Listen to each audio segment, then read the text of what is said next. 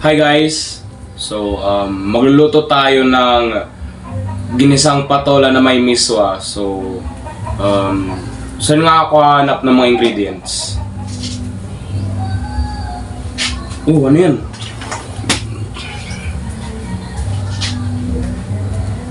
Dyan.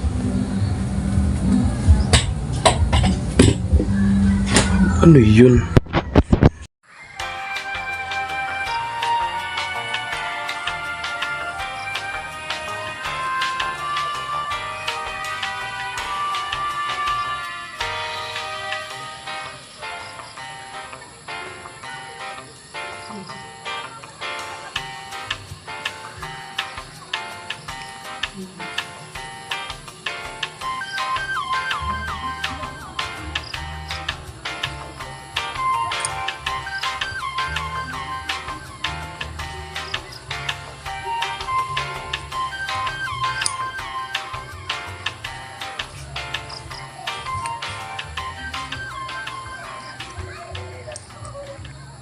Ito na nga pala ang mga sangkap sa ating ginisang patola with miswa. So meron tayong asin, sili, bawang, sibuyas, karne, magic sarap, pamintang durog, at miswa and ang ating patola. So guys, ngayon ay hiwain na natin yung mga ingredients sa miswa na may patola. So unahin na natin ang bawang.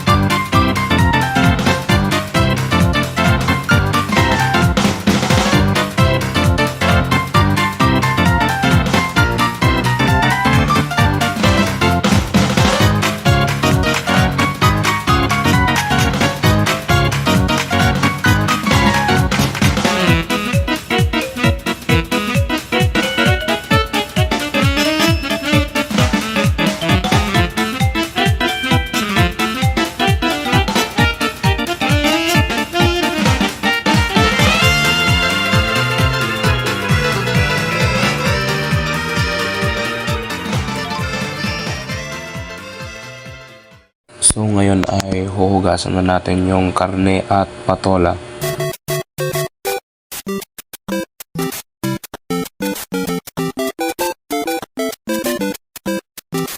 First step ay ilalagay muna natin yung lana.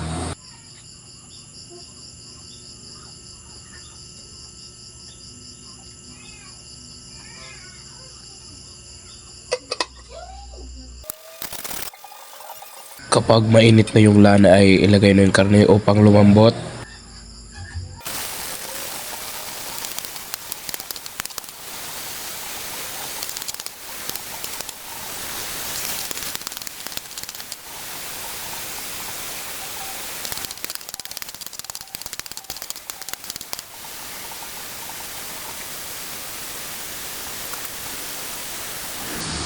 Pag malambot na yung karne ay iset aside na muna. Ngayon na naset aside na natin yung karne ay ilalagay na natin yung bawang.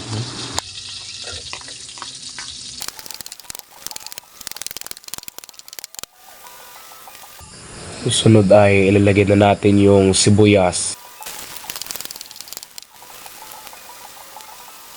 Pag naluto-luto na yung sibuyas at bawang ay ilalagay naman natin ulit yung karne. At paghalo-haluin ito. Sunod naman dyan ay ilalagay na natin yung ginisang patola. Pag nailagay na yung patola ay paghalo-haluin ito. Yung tamang halo nga ba? Pagkatapos ng paghalo-haluin yung patola ay maglalagay tayo ng 3 baso ng tubig.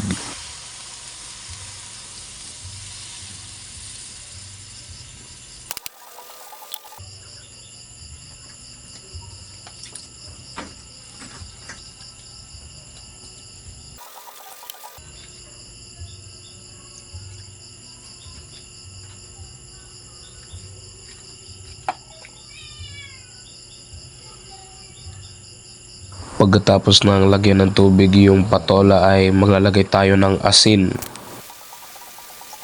Ngayon ay maglalagay na tayo ng magic sarap.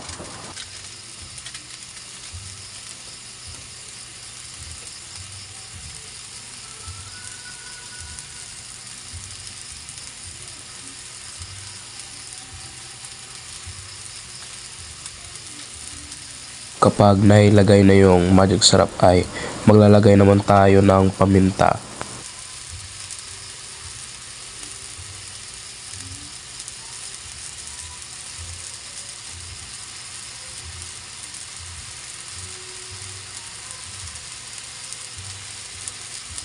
Pag nailagay na yung paminta ay paghalo-haluin.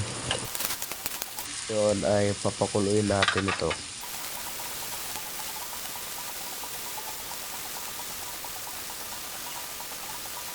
Try nga natin tikman ito.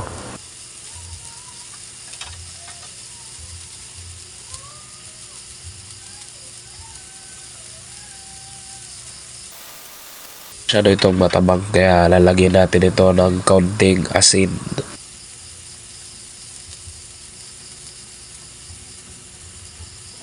Kapag gumulo na ay ilalagay na natin yung miswa.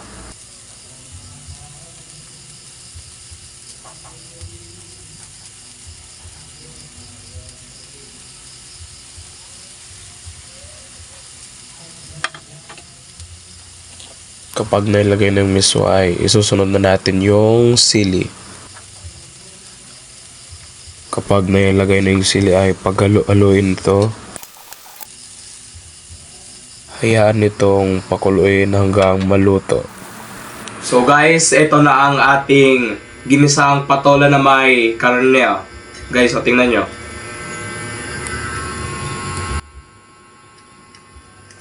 So, ang pagkain na ito guys ay bagay sa bagay pag maulan. At ang pagkain na ito ay mayaman sa mga bitamina na nagpapakinis ng ating balat at nagpapalakas ng ating katawan. So, tara na guys, kakain na tayo.